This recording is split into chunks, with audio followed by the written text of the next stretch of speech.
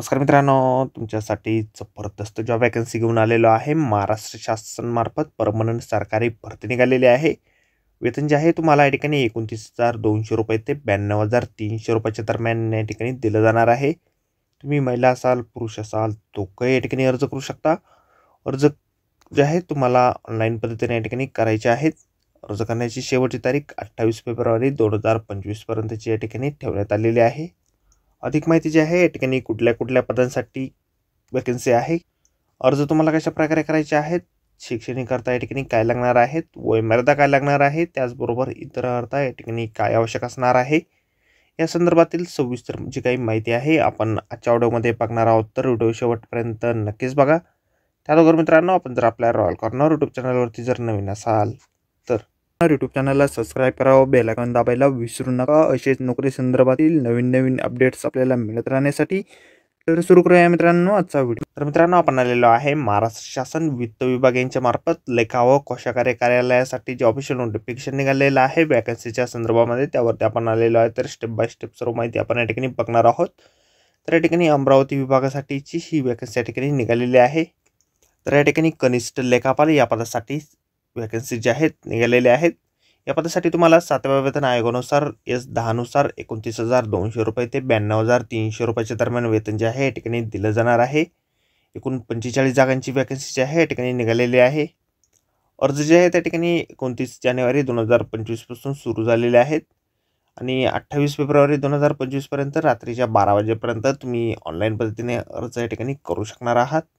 आरक्षणासंदर्भातील माहिती जी आहेत आपण या ठिकाणी स्क्रीनवरती बघू शकता. ज्या कॅटेगरीतून तुम्ही येत असाल त्यानुसार अर्ज या ठिकाणी तुम्ही करू शकता. अर्ज जे आहे तुम्हाला ऑनलाईन पद्धतीने त्या ठिकाणी करायचे आहेत. त्या संदर्भातील वेबसाईट आपल्याला या ठिकाणी दिलेली आहे. आपल्या व्हिडिओच्या डिस्क्रिप्शनमध्ये देखील वेबसाईट आपल्याला मिळेल. त्यावरून तुम्ही डायरेक्टली ऑनलाईन अर्ज या ठिकाणी करू शकणार आहात. परीक्षा शुल्क जे आहे त्या ठिकाणी कनिष्ठ लेखापाल या पदासाठी खुल्या प्रवर्गासाठी 1,000 रुपये आणि राखीव प्रवर्गासाठी 900 रुपये या ठिकाणी असणार आहे. माजी सैनिकांसाठी या ठिकाणी कुठल्याही प्रकारची फीस पेमेंट नसणार आहे. निवड जी आहे तुमची परीक्षेच्या माध्यमातून या ठिकाणी केली जाणार आहे. त्या संदर्भातील सिलेबस आणि परीक्षेचे स्वरूप जे काही असेल या ठिकाणी आपल्याला जाहिरातीमध्ये अशा प्रकारे दिलेले आहे. परीक्षेसाठीचा अभ्यासक्रम देखील आपल्याला जाहिरातीमध्येच दिलेला आहे. शैक्षणिक जे आहे या ठिकाणी तुमच्याकडे कुठल्याही शाखेची पदवी या ठिकाणी असणं आवश्यक आहे.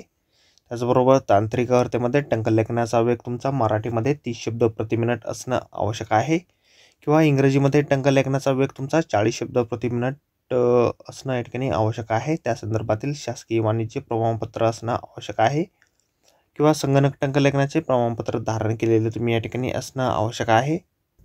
वयोमर्यादा जी आहे तुमची 28/2/2025 या ठिकाणी काउंट केली जाणार आहे.